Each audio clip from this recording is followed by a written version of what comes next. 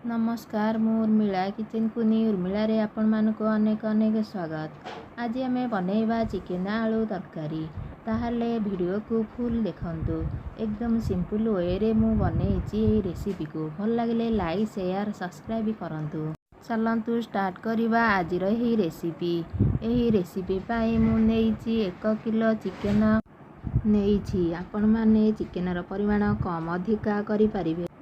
Chicken को मु भल भाबरे धोई सेथिरे हाफ टी स्पून हळदी पाउडर हाफ टी स्पून सोरिष तेल पकाई पाखापाखि ताकू 15 मिनिट पई छाड़ी देबा। मने रखंतु ए रेसिपी पई सोरिष तेल ही नियंतु। एठी मु 4टी मीडियम साइज रो आलू को नेइछि। सेथि पई ताकू धोई मीडियम साइज रो आकार रो काटी रखिछि। एठी मु 250 ग्राम रो प्याज को लंबा और सरू आकार रे काटी रखिछि। देखंतु एही परि भाबे काटी नेबे। एठी 3टी कंचा लंका को काटी नेछि और किछि धनिया पत्र नेछि। एठी 2 बुंदा रसुण और 1.5 इंच रो अदा को पेस्ट करी नेछि। गोटे टमाटर रो प्यूरी बनै रखिछि। एठी किछि गरम पानी नेछि। गरम पानी देबा द्वारा तरकारी रो स्वाद 2 गुणा हो जाई थाए। चलंतु नेक्स्ट स्टेप को जीवा। एठी देखंतु गैस ऊपर गोटे डेकची बसई नेइथिली। सेथिरे मु देबी 50 ml रो सोरिष तेल।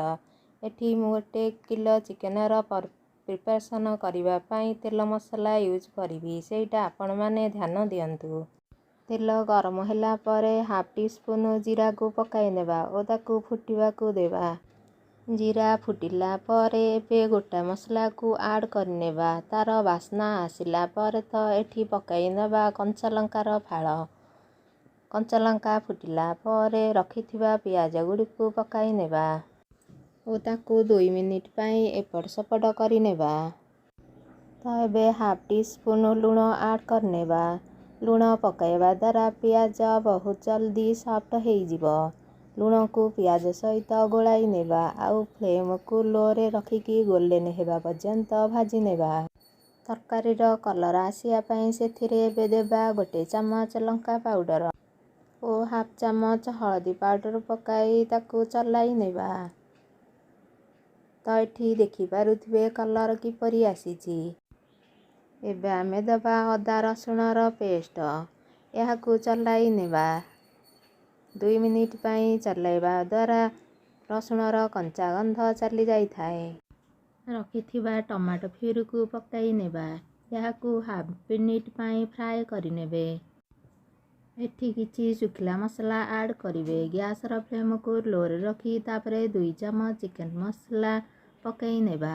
हाफ टी स्पून धनिया पाउडर पकाई मिक्स करिवे ओ अल्प पानी देबे जहा द्वारा मसला भल भाबे मिक्स हेई परिबो। डेक्ची तळे लागिबो नाही। मसला को मिक्स करिकी 1 मिनिट पर्यंत फ्राई करि नेबे जहा द्वारा मसला रो कंचा टेस्ट पळेई जिवो। तो एठी मैरिनेट करी रखिथिबा चिकेन को ऐड करिबा। चिकेन ऐड कला परे रखिथिबा आलू को पकाई नेबा ताकू मसला सहित मिक्स करि नेबा। एबे मसला सहित चिकेन आलू को 2 मिनिट पई मिक्स करिवे। एबे चिकेन को कवर देई कुक कर नेबे। तापरे कवर खोली स्वाद अनुसार लूण पकाई नेबे आउ याकू 5 मिनिट पई मिक्स करि नेबे।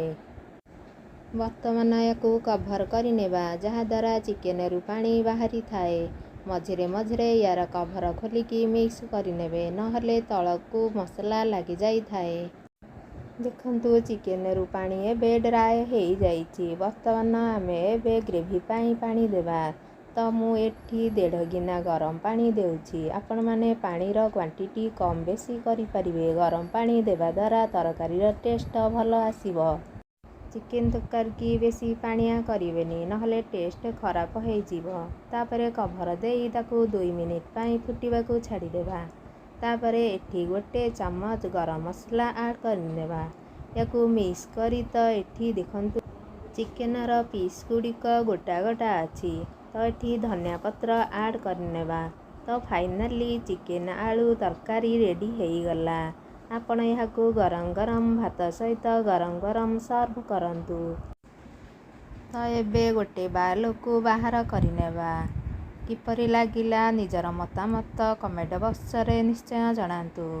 ସବସ୍କ୍ରାଇବ୍ କରିବାକୁ ଜମାରୁ ଭୁଲନ୍ତୁନି। ରହୁଛି, ନମସ୍କାର। ଜୟ ଜଗନ୍ନାଥ।